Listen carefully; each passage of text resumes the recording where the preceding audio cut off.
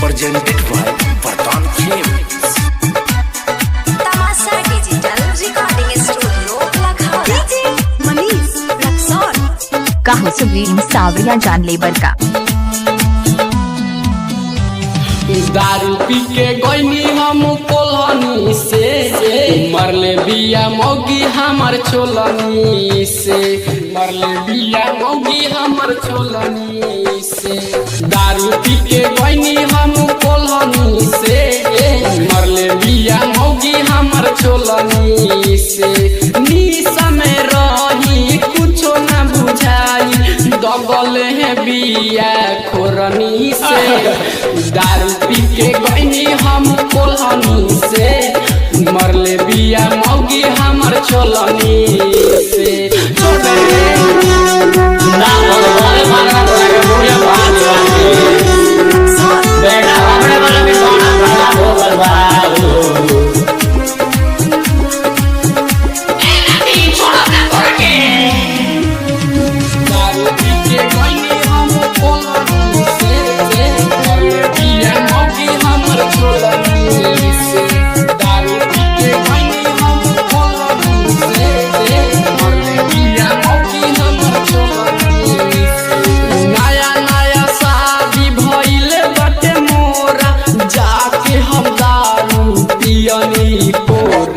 नया नया शादी भइल बटे मोरा जाके हम दारू पियनी कोरा कए पकए कइनी से कए पकए कइनी से मरले बिया मौगी हमर छोलनी से दारू पी के गईनी हम कोल्हनी से मरले बिया मौगी हमर छोलनी से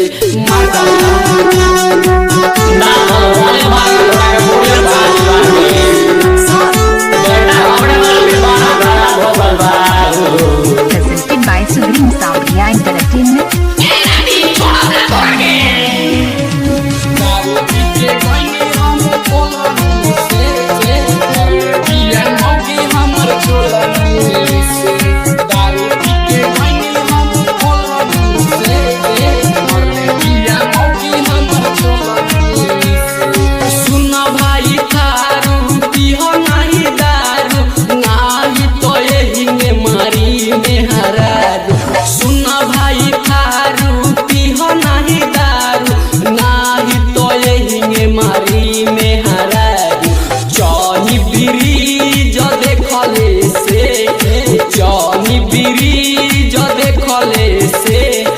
मरले बिया मौगी हमर छोलनी से दारू पी के गईनी हम कोल्हनी से मरले बिया मौगी हमर छोलनी से दारू पी के गईनी हम कोल्हनी से मरले बिया मौगी हमर छोलनी से निशा में रही कुछो ना बुझाई दगल है बिया खोरनी से दारू पी के गईनी हम कोल्हनी से मरले बिया मौगी हमर छोलनी से।